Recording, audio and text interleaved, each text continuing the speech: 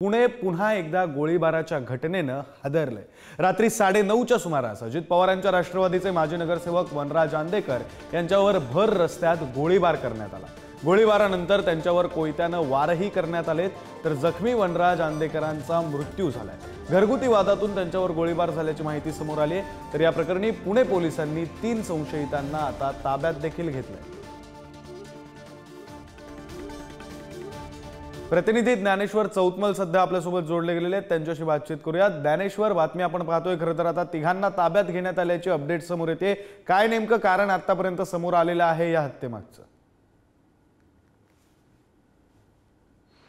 अत्यंत भयानक असा हा प्रकार आहे। अजित पवारांच्या राष्ट्रवादीचा नगरसेवक असलेला वनराज आंदेकर याच्यावर गोळीबार केला गेला।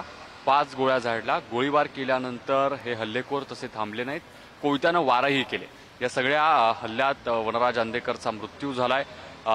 ससून रुग्णालयामध्ये पीएम देखील करण्यात आलं। पोलिसांकडून काल रात्रीपासूनच सगळ्या आरोपींचा शोध घेतला जातोय आणि या सगळ्या प्रकरणानं पुणे हादरलेलं आहे।